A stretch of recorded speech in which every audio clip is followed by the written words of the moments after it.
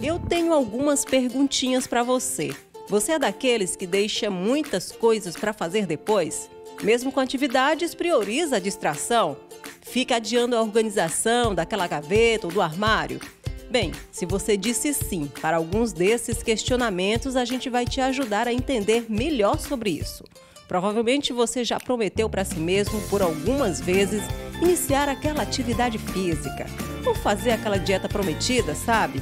Também aquela atividade aí da escola, não é? Que de repente vai te exigir um pouco mais de tempo, de dedicação para ser concluída e que você ainda não saiu do zero, não deu o primeiro passo. Enfim, pessoal, vamos combinar aqui que se a gente consultar a nossa consciência, vai ser uma chuva de sim para muitos desses questionamentos. Então aqui você fica tranquilo porque você não está sozinho nessa. Deixar para amanhã. Se essa atitude vai se repetindo como rotina na vida da gente e nos tirando do foco, isso é ruim. Existe uma palavrinha da moda que pode te fazer entender muito o que se passa com você. A palavra é procrastinação. Você sabe o que é? Já ouviu falar sobre? Imagina o que pode ser? Bora entender então o que isso significa. Procrastinação é um comportamento, de adiar sempre algo importante que a gente tem para fazer. Geralmente é algo que a gente acha chato, geralmente é algo que doloroso, ou então é algo que demanda muito tempo, então a gente fica adiando sem querer executar aquela tarefa.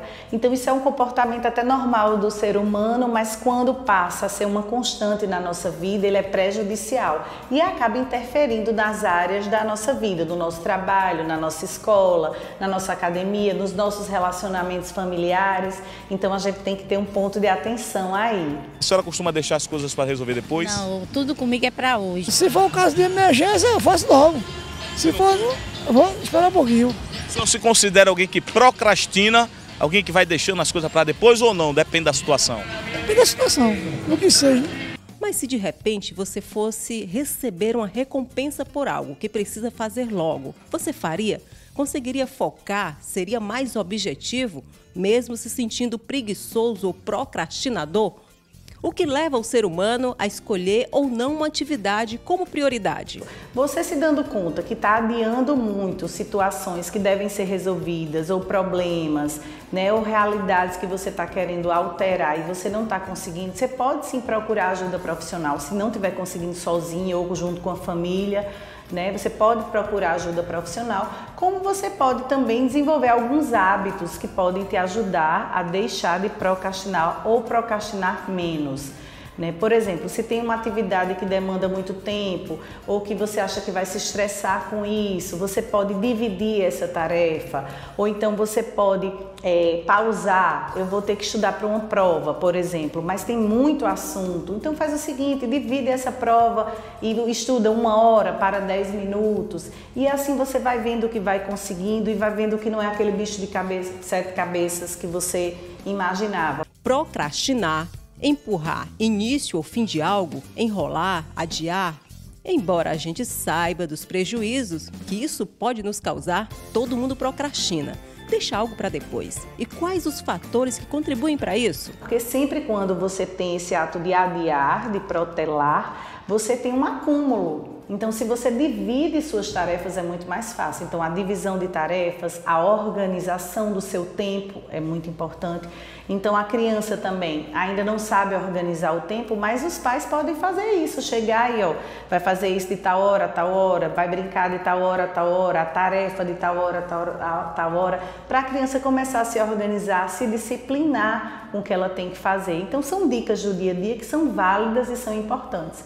Mas se notar que mesmo com tudo isso, com a organização, com a divisão de tarefas, a criança ou adolescente ou o adulto continua apresentando esse movimento mesmo, essa procrastinação, esse movimento de sempre estar adiando, então procurar ajuda profissional. Então, se a procrastinação é um ato consciente, será que podemos melhorar nesse ponto? O que mudar na rotina, por exemplo? Muito melhor você fazer uma coisa dividindo o tempo, dividindo essa tarefa, sem estar estressado, fazendo com qualidade e entregando um resultado bacana, um resultado positivo, do que você fazer nas pressas, atropelando tudo porque você não tinha tempo suficiente.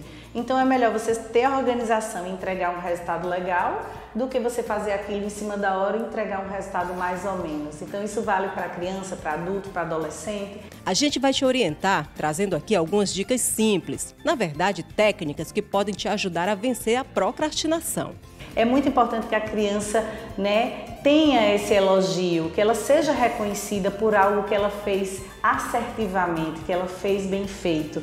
No lugar de deixar para estudar na prova um dia antes, ela se programou, ela dividiu aquela prova de 5 capítulos, ela estudou um capítulo cada dia. Então isso é maravilhoso, ela fez o correto, ela precisa ser parabenizada por isso e ela vai ficar feliz, vai ficar satisfeita. Você criança, você adolescente, você adulto que costuma procrastinar, costuma adiar sempre, deixar para a última hora suas tarefas, não faça isso. A gente conversou muito sobre isso, foi um papo muito bacana e agradável, então entenda, é muito melhor que você resolva o problema logo quando ele está ali, porque ele está no início, ele está no começo. Então não fica adiando, não fica protelando isso para depois não virar uma bola de neve. Vamos resolver logo, e assim ter uma vida mais tranquila, com mais qualidade, sem atropelos, sem estresse. E é isso que acontece quando a gente se organiza, quando a gente organiza o nosso tempo.